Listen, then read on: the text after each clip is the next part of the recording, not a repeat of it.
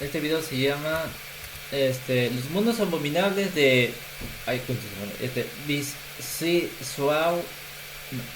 Sly Benes Beksinski. Arte post-apocalíptico. De Numonosa. No, Nimun. No. Numon. Puta madre. Luminosa. Puta madre, soy disléxico. A darle. A veces uno siente que el mundo es un constante horror vacui, porque el vacío es pesado, como una ballena sin principio ni final. ¿Y tú le tienes miedo al vacío? Uf. En el documental Los Beksinski, que nos adentra en interesante y por momentos tormentosa vida del pintor Gisław Beksinski, hay una parte que se me quedó grabada en la memoria, una parte que nunca me olvidé y que tenía muchas ganas de mencionar en este video. La escena a la que me refiero es cuando el hijo de Beksinski, Thomas, habla sobre su deseo de morir, de su desconexión absoluta con el mundo y consigo mismo. Pero lejos de lanzar unas palabras de ánimo o de intentar disuadir a su hijo de seguir con esos pensamientos nihilistas y depresivos, el pintor lanza un diálogo que me parece que resume a la perfección su personalidad.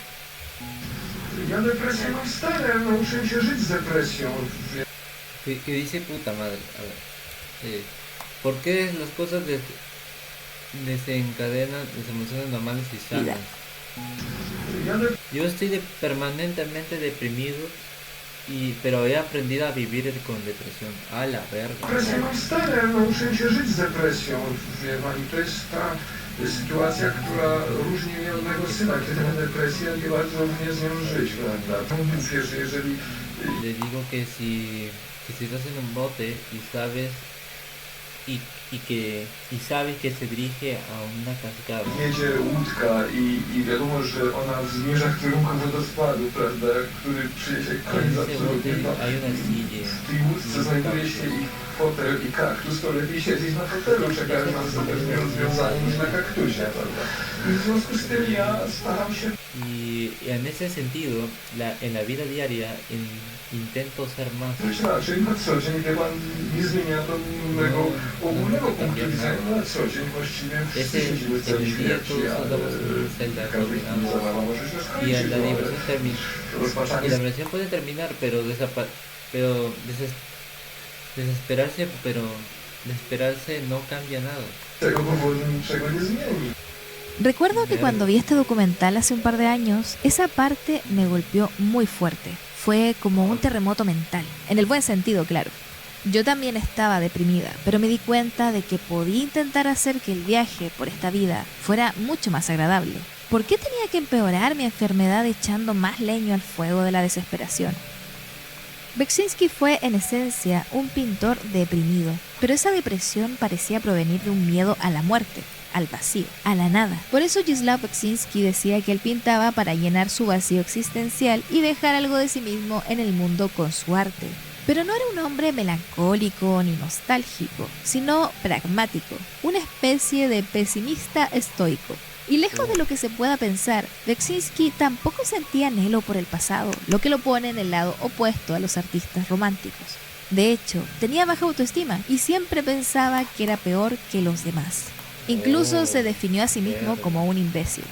También tenía cierto lado envidioso. Hay una parte en que él confiesa que cuando veía buenas obras no sentía alegría por haberlas descubierto, sino frustración por no haberlas pintado él.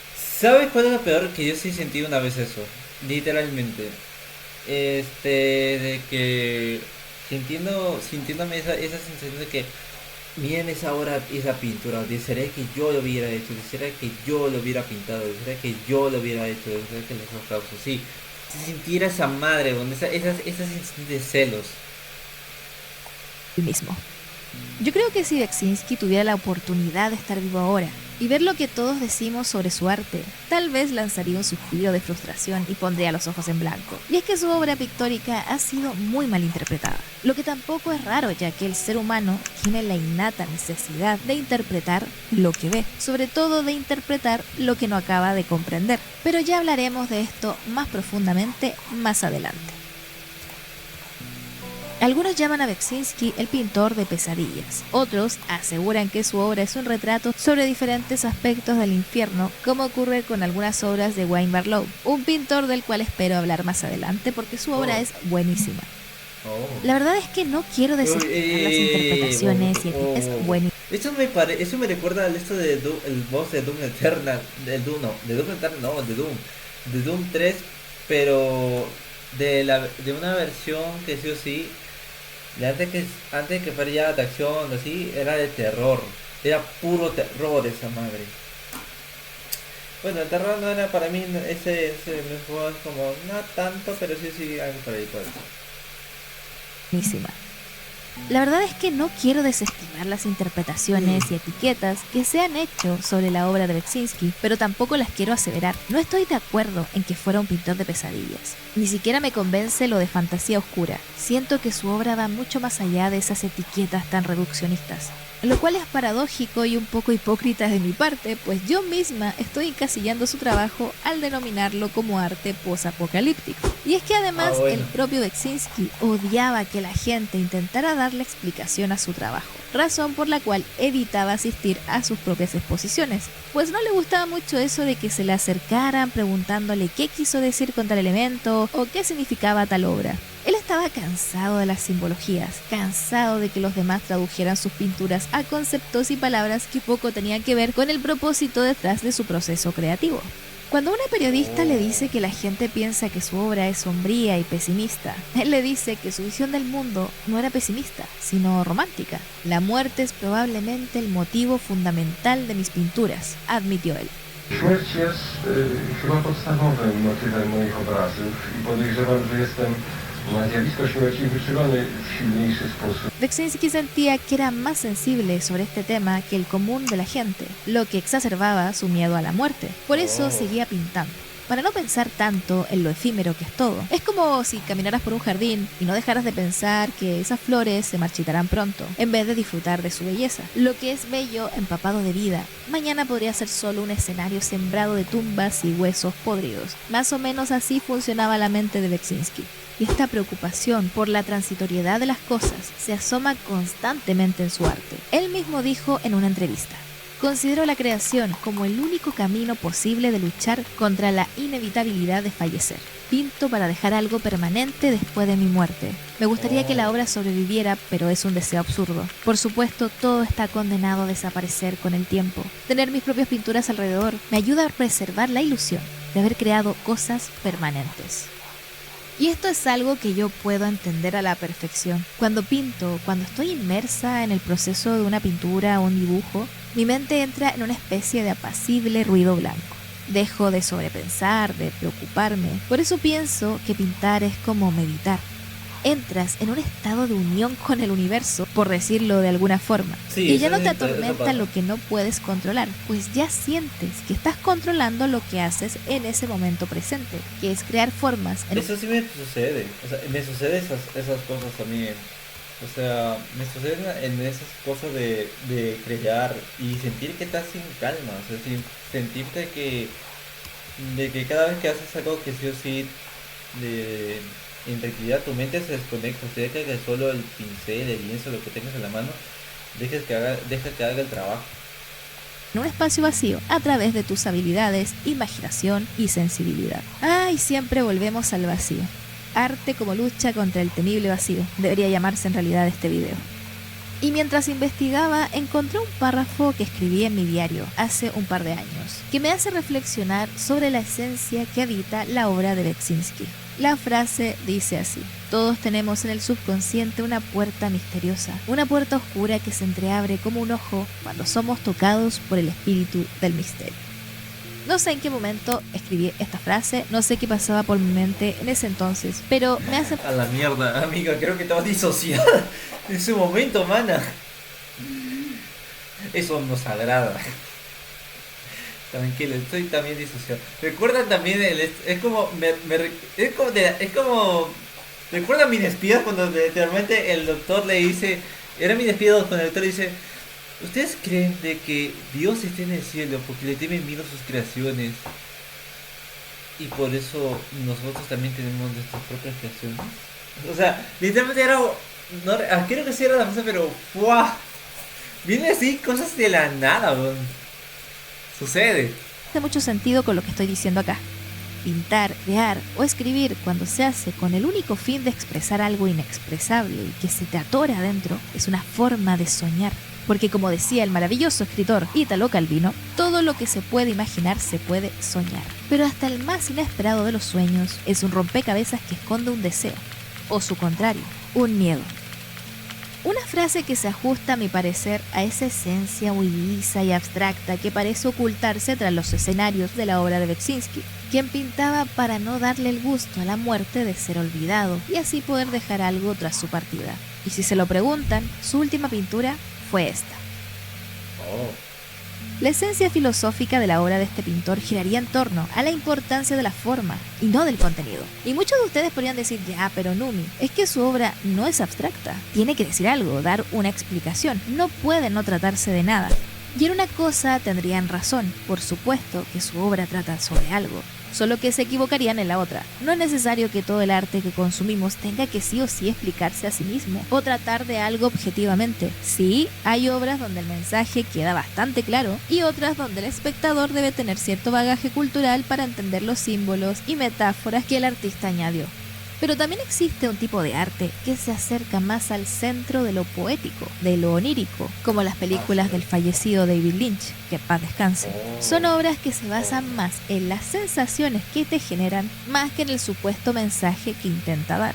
No saben cómo odio esa frasecita. Si una obra no puede explicarse a sí misma, entonces no es una buena obra. Weón, en serio odio esa frase, no la digan. Este tipo de sentencias absurdas denotan no solo una ignorancia profunda sobre el arte, sino también sobre el propio proceso creativo. Es ignorar el fondo poético de la creación, porque al buscarle racionalidad a todo el arte que consumimos, siempre esperando que nos hable de algo en concreto, cerramos justamente las puertas luminosas del misterio. Eso sucede mucho. Lo mismo pasa en las películas y en las series animadas. Siempre pensamos que tiene un significado, pensamos que cada artista o eso le han puesto como un significado, un simbolismo, pero en realidad es como en realidad lo puse porque me pareció chido, eso es todo. Parecía de chill. Y eso sucede. Pero a veces ya nos llega el pincho diciendo que busquemos este simbolismo y toda esa madre. Es como, ya, por favor, ya, sí, simbolismo, sí lo sé, déjense tan mamones. Y eso volvería muy aburrida la experiencia estética. Sí. Hay cosas que deben permanecer tras el velo de lo incognoscible. Se disfrutan mejor así, pues es una forma de rozar sensaciones que no puedes definir con palabras, ni con un hilo narrativo específico. En el Tao de Ching te dicen que si puedes explicar lo que es el Tao, entonces no sabes lo que es el Tao. La frase dice más o menos así: si puedes hablar de ello, no es el Tao. Si tiene un nombre, es solo otra cosa. Entrar en el espíritu de lo poético implica justamente conectar con cosas que no tienen una explicación evidente. Muchos hacemos arte o escribimos sin pensar en lo que queremos contar, sino en las sensaciones que buscamos transmitir. A través de la disposición de ciertas imágenes o palabras tratamos de definir lo indefinible. En ese sentido es como lo que decía Lovecraft, cuando se definía a sí mismo como un pintor de atmósferas más que como un escritor. Beksinski fue para mí más un pintor de atmósferas que de pesadillas, o un pintor que intentaba retratar la guerra o ciertas realidades objetivas. Y lo posapocalíptico, cuando lo pensamos como un mundo sin nosotros, es más una atmósfera donde abundan los vacíos con formas. Muchos dicen que la forma perfecta del arte es la música, pues nos acerca al centro de ese misterio, de ese Tao innombrable. Crea en nuestro interior unas resonancias maravillosas que nos transportan a una dimensión donde por un momento dejamos de ser un individuo preocupado Yo me imagino que con el soundtrack de Silent Hill, man. por el tiempo futuro. Ya pensé una portada de una música de los otros de los OST de Silent Hill. Y pasado. En momentos así, eres una gota que se funde con el océano, con la inmensidad. Tal vez por eso Beksinski era un fanático de la música. Su estudio estaba llenísimo de discos de música clásica. Decía que no podía pintar sin música y explicó que prefería pintar escuchando música clásica, sin letras, sin canciones, solo con instrumentos. Por eso su pintura nunca se alejó de la abstracción, aunque la figuración fuera parte esencial de su obra. A través de lo abstracto, de imágenes que aparecían en sus sueños y sus estados de meditación profunda ante el lienzo, Beksinski creaba escenarios que nos hacen entrar en el laberinto de su mente. Una mente acosada por la podredumbre, la violencia, la tristeza y el pesimismo. Emociones que acaban tomando formas discernibles, pero no fácilmente interpretables. Por eso, la poesía, la abstracción creativa, surge como un intento de revelar los aspectos de la realidad que no son visibles. El arte viene a ser entonces una forma de organizar el caos. Borges dice, por ejemplo, que hay versos que son hermosos y que no tienen sentido, pero que incluso así tienen sentido, pero no para la razón, sino para la imaginación. En su libro Arte Poética, él nos dice: sabemos qué es la poesía. Lo sabemos también que no podemos definirla con palabras, así como somos incapaces de definir el sabor del café, el color rojo o el significado de la ira. Creo que Beksinski y Borges se habrían llevado bastante bien. Y por eso, al mirar obras como las de Beksinski, Leonor Fini, Remedios Varo, Turner, William Blake o Caspar David Friedrich, pienso en esa idea chamánica del artista como una especie de mediador, aquel que hace visible lo invisible a través de formas que podemos identificar desde nuestro limitado conocimiento de la realidad. En el fondo, cuando miramos ciertas obras, no estamos contemplando flores, personas o paisajes, sino paisajes del alma, atmósferas interiores. Es una suerte de magia. Y a propósito de esto, quiero rescatar una bella frase de Quinto Aurelio Símaco. Contemplamos los mismos astros, el cielo es común a todos, nos rodea el mismo mundo. ¿Qué importancia tiene con qué doctrina indague cada uno la verdad? No se puede llegar por un solo camino a un secreto tan grande. Pero quiero detenerme aquí y mirar las cosas desde una perspectiva diferente, una más terrenal. En su magnífico ensayo contra la interpretación, la filósofa Susan Sontag decía que la interpretación es la venganza que se toma el intelecto sobre el arte, y que el verdadero arte tiene el poder de ponernos nerviosos. Al reducir la obra de arte a su contenido para luego interpretarlo, domesticamos la obra de arte.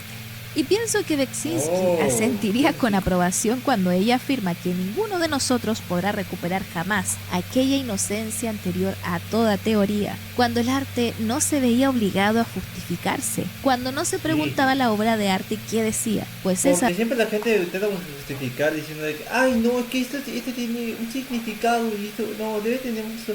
¿No recuerdan que hay ese tipo de arte abstracto donde sí o sí está como... ay, es que esto debe tener un significado tan grande y eso... No, solo es un dibujo que sí que que parece que se me siente. Y eso es todo. Pero siempre la gente busque. Y eso es todo. Piensa que esto es todo político o esto así. No, es más el sentimiento del artista. Sabía o se creía saber qué hacía. En palabras del pintor polaco, prefería simplemente surcar su propio mundo. Al preguntarme por el significado de mi obra, se pierde el punto, mencionó Beksinski en una ocasión. Simplemente no me conozco a mí mismo y no estoy interesado en hacerlo. Claramente Beksinski habría odiado una sesión de psicoanálisis. Pese a ello, le gustaba reflexionar sobre su propia obra. Beksinski tenía una especie de diario videográfico en donde iba opinando sobre su trabajo, con sentimientos que iban del disgusto absoluto a la conformidad y al gusto. Hay una frase que me gusta mucho de él a propósito de un cuadro que al principio odiaba y que luego le gustó. Y esta frase es: no descartar nunca, sino reinventar siempre. Lo cierto es que estoy de acuerdo en que querer interpretarlo todo y solo quedarnos con esas interpretaciones como si fueran verdades inamovibles es una forma de matar el arte. Pero si lo hacemos con perspectiva personal y humildad, asumiendo que no existen acá las sentencias definitorias, la interpretación que hacemos de las cosas que nos gustan también es una forma de co-creación. Interpretamos las obras para participar de ellas, lo que implica que no somos indiferentes a ellas. Y eso también es muy hermoso, pues en nuestro limitado conocimiento de la realidad, la interpretación nos ayuda a darle reposo y calma a ese caos interior. Sí, porque nosotros también queremos participar dentro de esta gran obra de arte. Queremos sí o sí sentir de que también nos estamos involucrando en esta arte. Queremos sentirnos también excluidos también como, yo también sé de algo, tengo ese conocimiento, como estaba diciendo. Y pues, para sentirnos que estamos haciendo algo o hemos encontrado algo para así al menos llamar la atención. De acuerdo con esto de que había de que un grupo de un grupo de personas habían hecho habían traído un montón de niños y les dejaron que usaran unas unas pinturas y dejaran que hiciera cualquier cosa, que pintaran cualquier cosa dentro de un papel. Y cuando hicieron un desastre, digamos, el papel, dejaron con manchas, pies o cualquier cosa, lo llevaron al museo y lo dejaron como arte abstracto. Y cuando vinieron un montón de personas diciendo de que esto tiene un significado, un simbolismo, o un esto de contra cada cosa y eso. Y cuando trajeron a los artistas se dieron cuenta de que todo el tiempo eran chibolos, eran niños de 7 años que habían pintado ese cuadro. El único que se daba cuenta de todo eso era un señor que sí estaba pasando por ahí y había dicho, esto es hecho por niños. Y sí, estaba de lo cierto.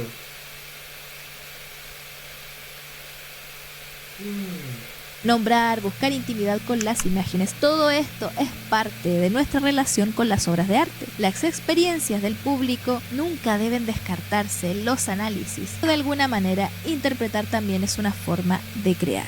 Y por eso, habiendo dicho todo lo anterior, me pongo el traje de la interpretación para analizar la obra de Beksinski, navegar por sus mundos y poner en palabras lo que pienso de ellos. Vamos allá. Análisis pictórico. Aunque yo lo llamo arte posapocalíptico, se suele definir la obra de Beksinski como fantasía oscura o realismo fantástico. Pero el arte fantástico no puede definirse como un movimiento, sino como una manera especial de formular cierto discurso artístico.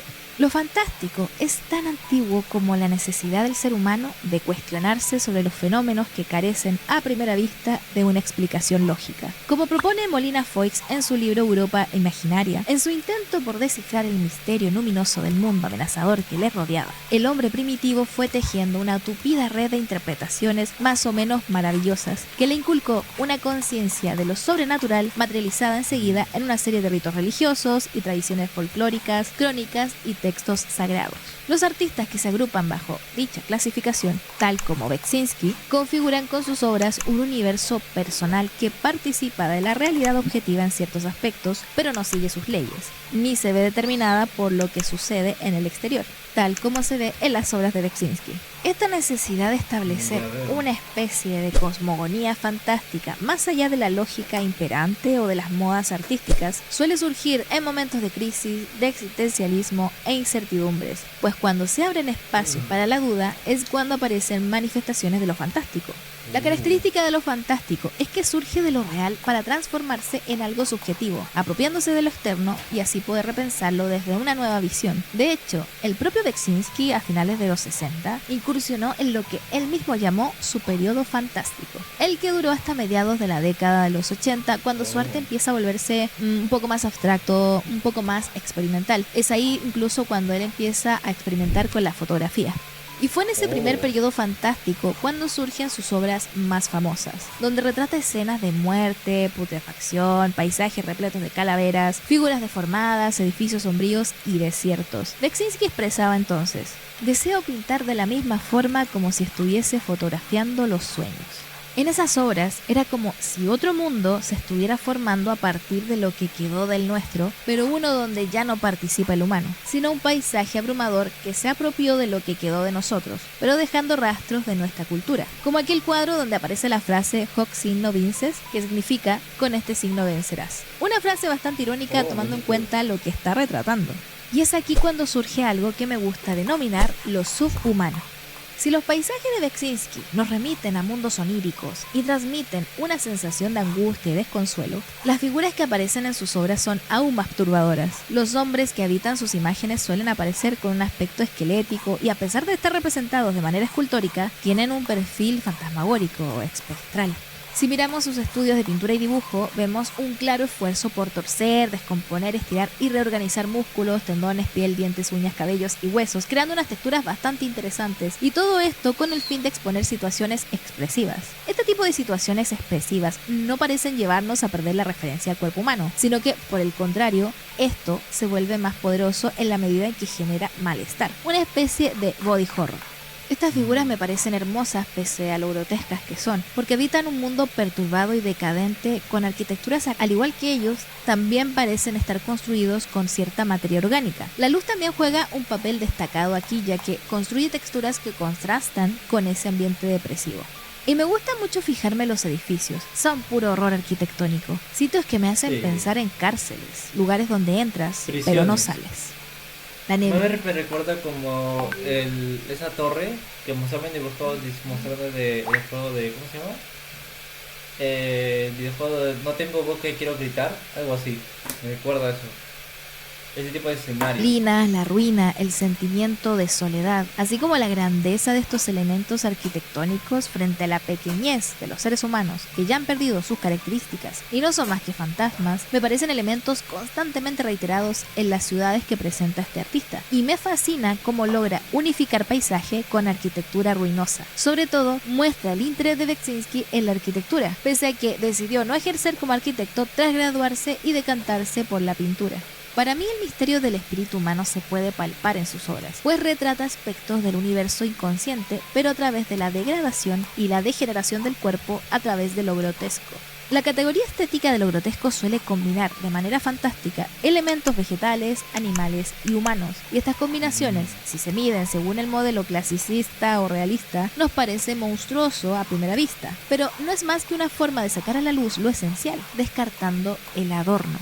Y por supuesto, la muerte siempre está presente. Lo posapocalíptico aquí se transforma en una forma de lidiar con la inevitabilidad de la muerte. De hecho, una de las obras que más influenció a Beksinski cuando este era apenas un niño fue La Isla de los Muertos, pintada en 1880 por Arnold Böcklin. Otra de sus Espera, influencias ¿soñó fue el eso? trabajo del jesuita Tadeusz Rostowski, espero haberlo pronunciado bien. Y si me lo preguntan a mí, se notan bastante estas dos influencias en su trabajo. Muchas de sus obras nos llevan a creer que hay supervivientes en esa realidad, aunque siga siendo un mundo sin nosotros. Debe haber un ser humano soportando una soledad que solo es posible en sueños o pesadillas. Y es eso lo que asusta, no las calaveras, no Espera un momento.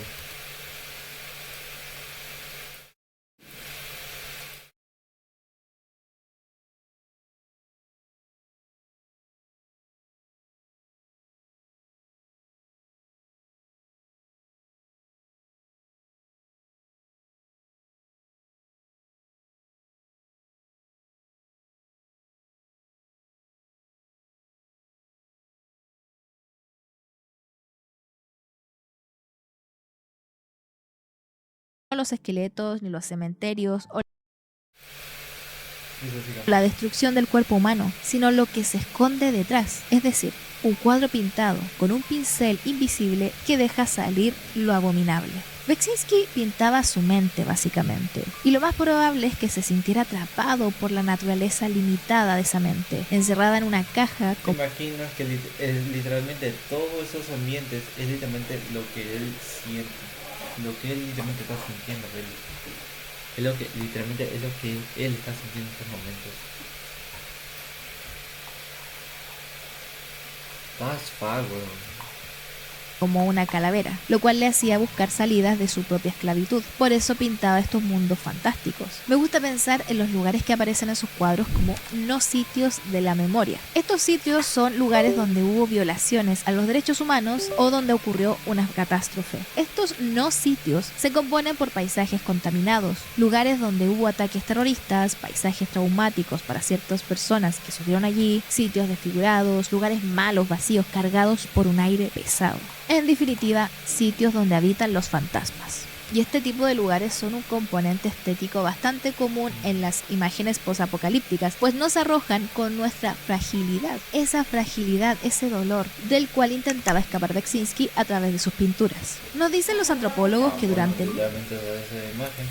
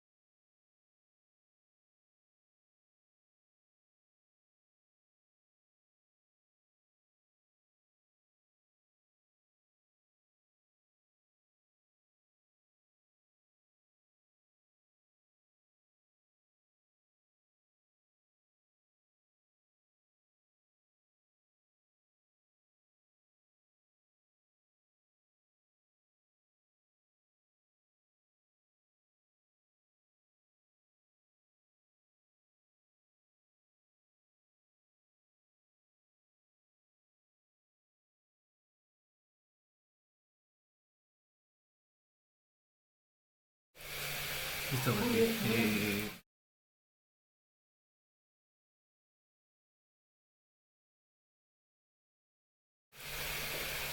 listo, porque a ver, sigamos.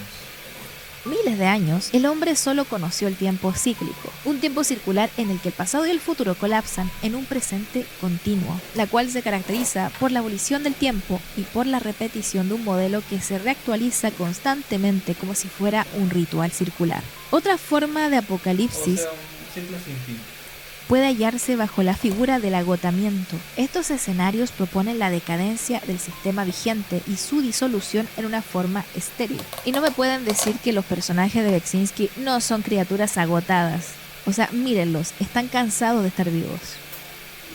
En este tipo de apocalipsis del agotamiento se nos ofrece la perspectiva de un orden que se consume a sí mismo, hasta degenerar en caos y luego en una muerte lenta que se extiende como la locura. Este agotamiento estará muchas veces asociado al canibalismo, a la propagación de pestes, a conductas violentas o a la destrucción del mundo natural. Conceptos como el avance de la devastación en Nietzsche, el ascenso de lo insignificante en Castoriadis, el imperio del yo en Byung-Chul Han, la cancelación del futuro en Max Fichter y en todas aquellas perspectivas filosóficas que piensan la actualidad como una estructura que se disuelve en formas decadentes, encajan bastante bien con este escenario del agotamiento que deriva en un post-apocalipsis circular. Hay elementos en muchas de las fantásticas pinturas de fases de Beksinski que nos llevan a pensar en el post-apocalipsis. En primer lugar, es interesante considerar que el artista produjo estas imágenes en un momento en el que imaginar el post-apocalipsis era bastante común y en ciertos contextos casi inevitable. Es cosa de analizar su momento histórico, ¿no?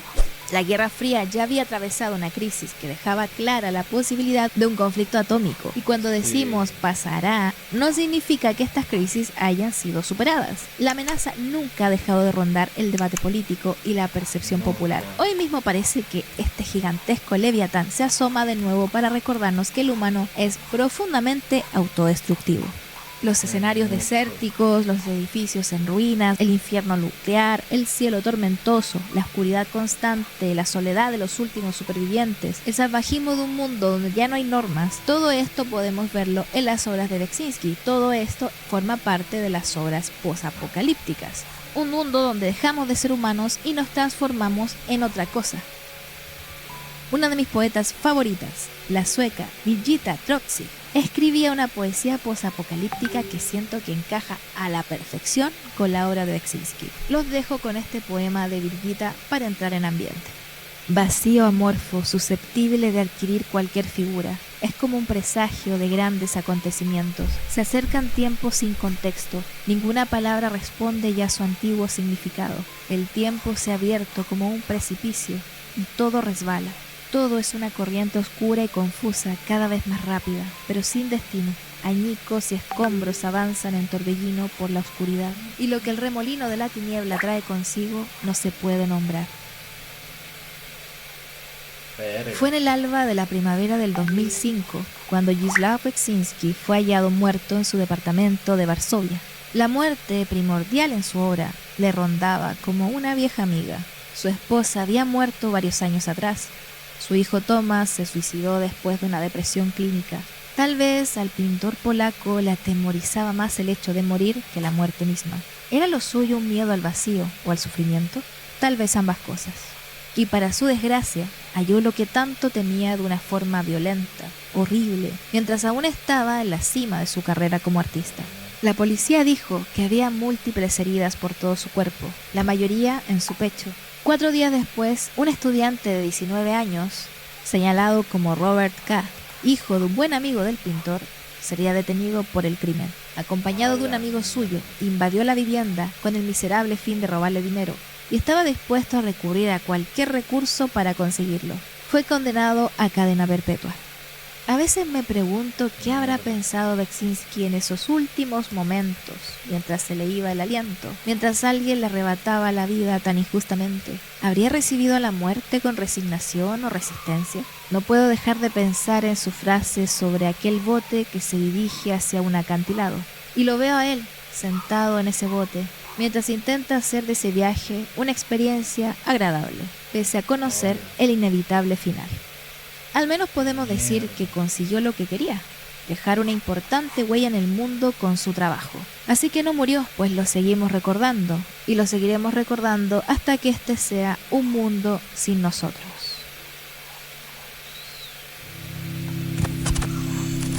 Y bueno, llegamos a la parte más relajada de este video. Acá no hay guión, simplemente voy a ir comentando mis obras favoritas de este pintor, comentarle las sensaciones que me generan, cuál es la interpretación que hago de ellas, por qué me gustan particularmente esas pinturas y ese tipo de cosas, así que vamos allá. Y comenzamos con una de las obras más famosas de Beksinski, una obra que, tal como todas las demás, no tiene título, pero a la cual yo he llamado La muerte que se arrastra. Para mí, este personaje que protagoniza esta pintura es la muerte o las consecuencias de la muerte encarnado en una figura totalmente atormentada. A veces tengo la impresión de que he visto este personaje en mis pesadillas. Me gusta muchísimo el escenario del fondo. Este personaje lo vi en TikTok. Obviamente nos encontramos en una ciudad devastada. Quiero pensar que hubo una especie de catástrofe irremediable. Y si me pongo un poco más fantasiosa, todo el lore del universo de Beksinski parte aquí, ¿no? Como que el mundo todavía era humano hasta que pasó algo y todo empezó a irse a la mierda. Y uno de los supervivientes de esta guerra, de esta catástrofe, es esta criatura que quizá no es humana, y por eso me gusta decirle la muerte que se arrastra. Todo acá me hace pensar en muerte, en desesperación, en ese mundo que ya no nos quiere en él, ese mundo que está a punto de ser un mundo sin nosotros. Me encanta esta pintura. Esta pintura yo la tendría en mi casa. No es noticia nueva para nadie que me encantan los árboles. Suelo dibujarlos mucho. Hay en las formas de los árboles algo que me seduce especialmente. Me gusta muchísimo dibujarlos, contemplarlos, tomarles fotos. Y la forma de este árbol me encanta. Es muy original. Me gusta sobre todo también el contraste de las lunas. Hay una luna que yo diría que es una luna sana que se ve al fondo, pero es muy pequeña. Mientras que hay otra luna que está totalmente ensangrentada. Y ese contraste entre ese amarillo ocre, ese amarillo sucio, con el rojo, con algo que parece ser restos orgánicos, restos de seres que algún día estuvieron vivos, aunque también pueden ser plantas o algún tipo de hongos nuevos, ¿no? Que están creciendo en este mundo. Me gusta como esa luna menguante está ahí recostada entre ese rojo, y la composición entre el árbol que se recorta contra un cielo amarillo más esa nieve salpicada de rojo te hace pensar enseguida en violencia. No sé, me transmite muchas cosas que no puedo describirles con palabras ahora mismo, pero que en cierto sentido incluso me hace sentir cierta paz. A lo mejor estoy loca por decir esto, pero sí, me hace sentir paz este cuadro. Pero es porque yo soy un poco especial. A veces las obras que me hacen sentir confort suelen ser obras bastante perturbadoras. Por ejemplo, una de las películas que yo siempre digo que son mis películas de confort es Midsommar, para que se vayan haciendo una idea de cuáles son las cosas que a mí me provocan confort. Bueno, en fin, no me hagan caso. Pasemos a la siguiente pintura. Esta pintura me gusta muchísimo. Fue una de las primeras que vi de Beksinski antes de saber quién era él. De hecho, la tuve como fondo de pantalla en mi antigua computadora. Y me gusta porque simboliza muy bien ese mundo posapocalíptico, ese mundo sin nosotros, ¿no? Me encanta la textura. Las texturas que crea Beksinski, sus pinturas, me fascinan, me gustan. A conseguir ese tipo de texturas cuando empiece a pintar en óleo. Yo no sé pintar en óleo, manejo lo básico, pero todavía no me meto de lleno, todavía estoy muy metida con la acuarela, pero me encantan las texturas. Cuando pinto me puedo pasar horas practicando texturas, y la textura que hay aquí, esa cosa que recubre el árbol, que es como una especie de material orgánico que también te hace pensar en venas, ¿no? Como si el mundo estuviera convirtiéndose en un organismo muy vivo, pero vivo a un nivel ya grotesco, ¿no? ¿Cómo me recuerda a los señores de los papás? De que cuando los humanos ya fueron destruidos por los zombies, la naturaleza reclamaba todo lo que era suyo antes. Algo así puede ser. De que ya empiezan a salir venas, de que ya empiezan a salirle como conexiones sanguíneas, y este auto que es obviamente un símbolo de la humanidad que ya no tiene poder, ¿no? Que ya una humanidad que quedó atrás. Y es curioso pensar que probablemente si el ser humano se extingue, lo que vamos a dejar atrás van a ser justamente objetos. No vamos a quedar nosotros, van a quedar las cosas que construimos, ¿no? Como estos autos. Una de las cosas de hecho que más me gustan cuando veo películas posapocalípticas, por ejemplo en la serie y en el juego de las sofás. Me gustaba mucho ver esos escenarios donde objetos cotidianos van siendo recubiertos por la vegetación, por ese nuevo mundo orgánico, ¿no? Que va haciéndose parte del paisaje, porque ya el ser humano no tiene ese protagonismo que tenía antes.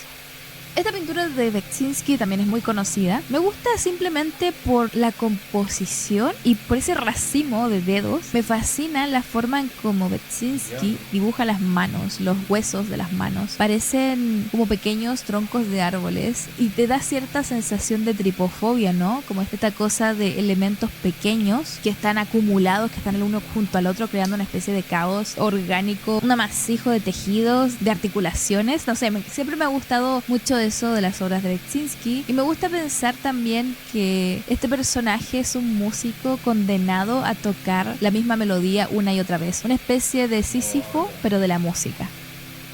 Otra de las cosas que me gustan de las pinturas de Beksinski es que él parece obsesionado con los caballos. Él suele pintar mucho caballos esqueléticos, caballos bastante aterradores. De hecho, les voy a mostrar un boceto de Beksinski aquí, donde dibuja unos caballos que se ven como caballos que emergieron del infierno.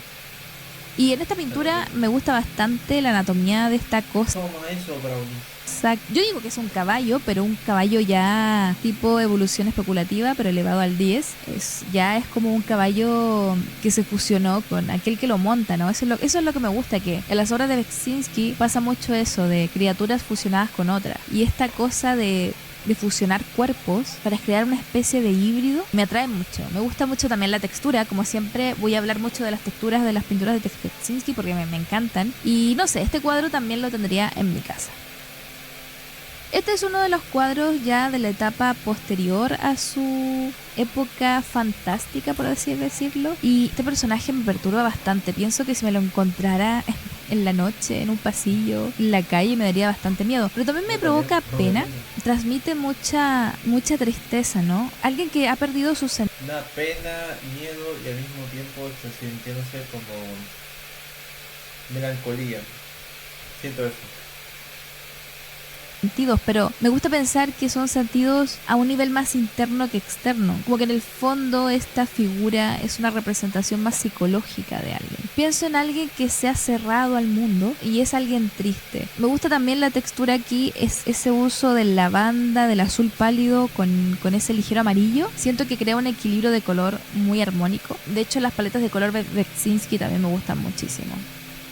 Esta obra me gusta porque me hace pensar en esas pinturas barrocas, como que hay aquí un juego de estilos, ¿no? Los colores también me gustan mucho y la forma en como ese rojo se aferra al paisaje, ¿no? Es como que el rojo está empezando a comerse todo este escenario, mientras una criatura que parece que de ella emerge todo este rojo nos mira desde detrás de esa columna. Me gusta pensar que es algo que emergió de este mismo caos orgánico y biológico, ¿no? Que surgió a raíz de esta catástrofe, ¿no? Que deja un mundo posapocalíptico. También me parece una obra un poco romántica, incluso. Esa estructura me parece muy bonita. Ojalá encontrar un lugar así. Muy bonito. Oh, me encanta esta obra. Me parece genial la sensación de opresión. Tengo un poco de megalofobia. Me aterran las criaturas enormes, ¿no? Cuando era niña le tenía pavor a las ballenas por eso mismo. Y esta perspectiva, esa pequeña personita que va con una lámpara mientras estos seres gigantescos van apareciendo a su paso, me remite mucho a una escena de Señor de los Anillos cuando van por ese río y aparecen...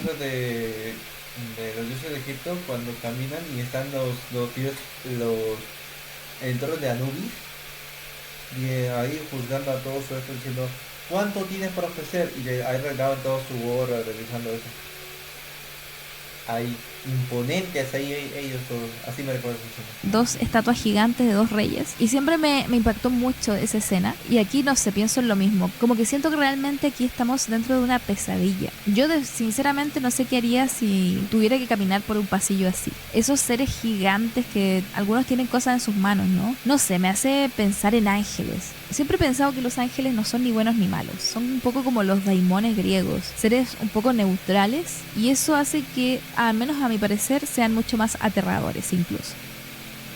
Me gusta esta pintura porque, como comenté antes, una de las cosas que me fascinan de varios de los cuadros de Beczinski son estos seres que parecen fusionarse con otros elementos del paisaje. Acá tenemos una especie de ser humanoide del cual han emergido como en una especie de telarañas, no sé, me encanta el diseño que hay aquí y el montón de detallitos que hay también. Es muy interesante cómo Beczinski va creando nuevas anatomías a través de ir uniendo estos pequeñitos detalles, estas falanges, estos nervios, esta especie como de venas y vasos sanguíneos que cuelgan como si fuera una especie de nueva botánica, ¿no? No sé, me gusta mucho este cuadro y me recuerda un poco también a las obras de Giger, el creador de Alien.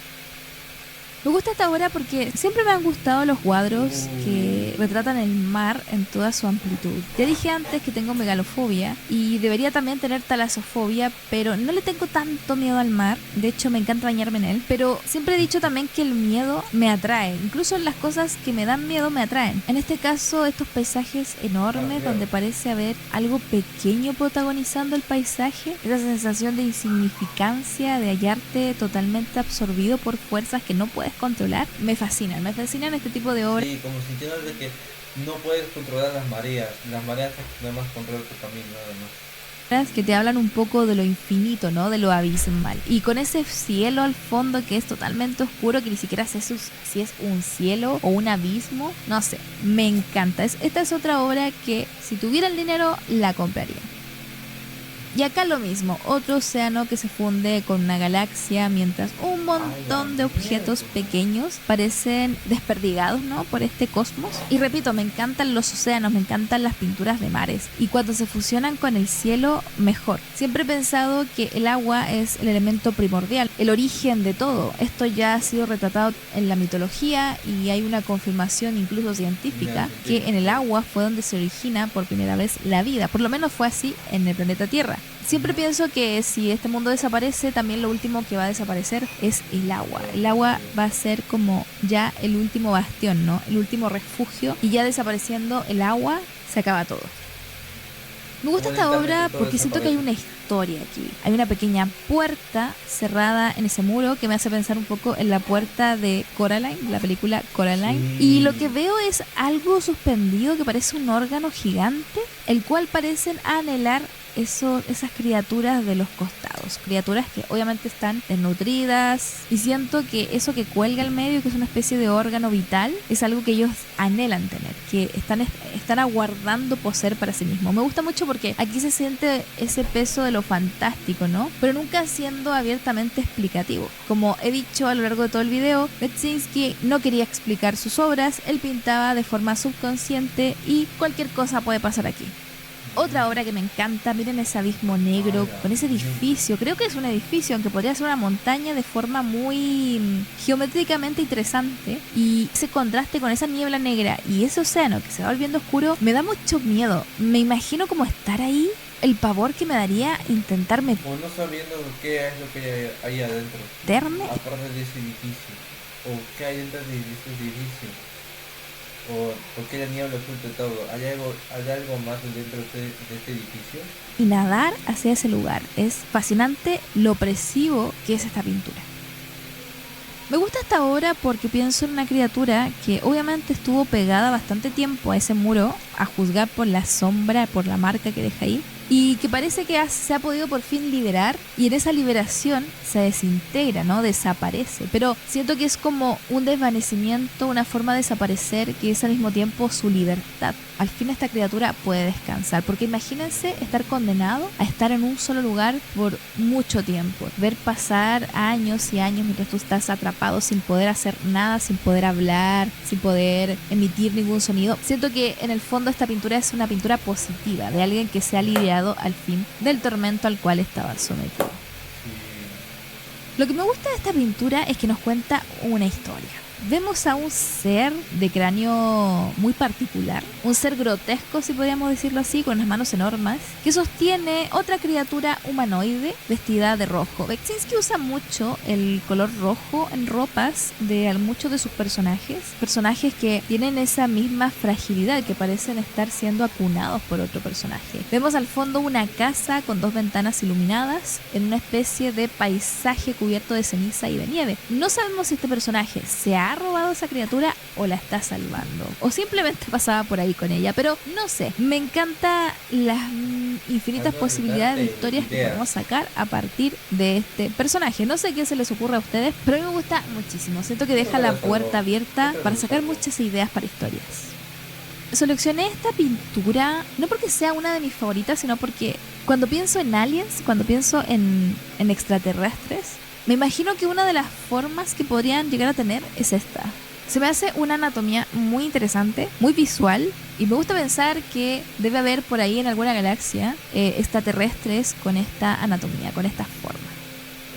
Lo que me gusta de esta pintura es que te hace pensar de inmediato en soledad, en alienación, en ese sinsentido del que hablaba antes, ¿no? Como lo del mito de Sísifo. Acá vemos un paisaje bastante desolador y en cada una de estas columnas de roca vemos un grupo de gente acurrucadas en torno al fuego. No quiero, como les digo, no quiero ponerme ya a interpretar, no quiero irme en la profunda, pero me gusta muchísimo la composición, la perspectiva de este cuadro, la forma en cómo te hace sentir solo, cómo te hace sentir incluso agradecido de poder estar en tu casa a salvo de este tipo de situaciones, ¿no? Imagínense que realmente el ser humano llega a un punto en que tenga que estar así, volver a un estado primitivo, y no solo volver a un estado primitivo, sino atrapados en un sinsentido, atrapados en sus propias islas, ¿no? Estas personas no pueden salir de aquí, están condenados a acurrucarse junto a ese fuego hasta que se extinga. Otra obra que lo que me fascina es justamente la forma en cómo los cuerpos se fusionan con la tierra. Siempre he pensado que lo bonito de la muerte, si podemos pensar que tiene algo bonito, es que los cuerpos cuando se bonito para la gente, no creo. Componen, van a la tierra y esa tierra alimenta y da vida. Ese famoso ciclo, ¿no? Que todo es circular en el fondo. No viajamos en línea recta, sino que todo es cíclico.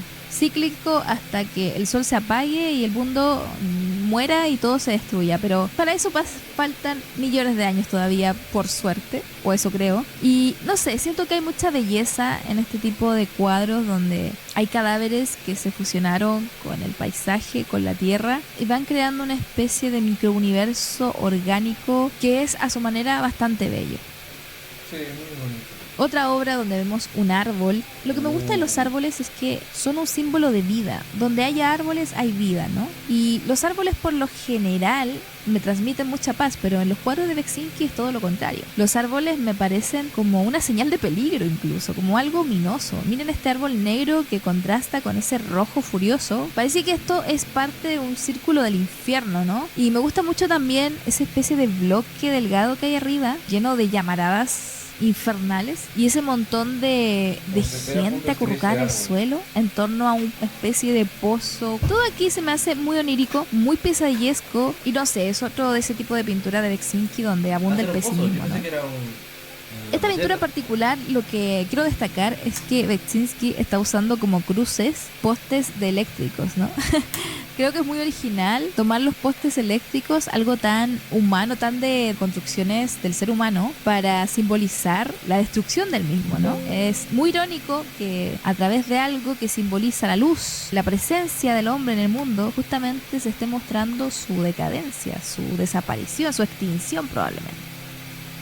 Lo que me gusta de esta obra es simplemente cómo Beksinski logró crear esta arquitectura formando un rostro. Está muy hermoso. Es una obra muy como un poco de ciencia ficción, ¿no? Con esto de crear ciudades, metrópolis gigantescas con formas imposibles, con geometrías que no son aplicables ahora mismo, pero que te hacen pensar en ese tipo de mundos totalmente caóticos, donde ya el ser humano construye hasta que las propias construcciones se vuelven contra nosotros.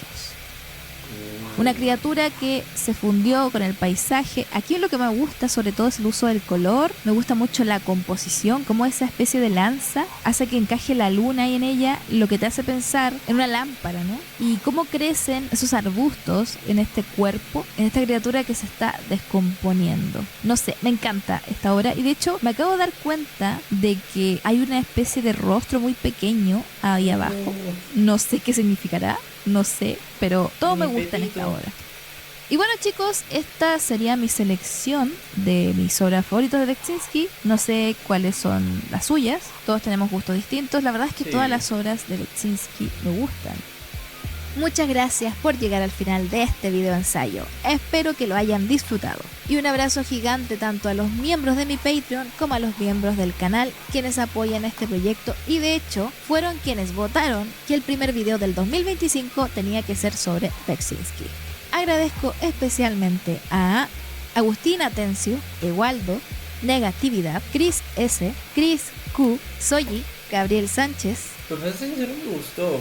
De Beksinski sí me gustó mucho de cómo mostraba eso. Me gustó tanto. O sea, literalmente estaba buenazo. De arte post-apocalíptico. Bueno, Luminosa, ahora sí lo dije bien. Luminosa, si crees que estoy haciendo mal esto de tu video o así, me lo dices y lo borro al instante el video. Borro de rápido la aparición, sin perros ni nada, al instante. Me gustó el video, me gustó mucho el video, me gustó muchísimo.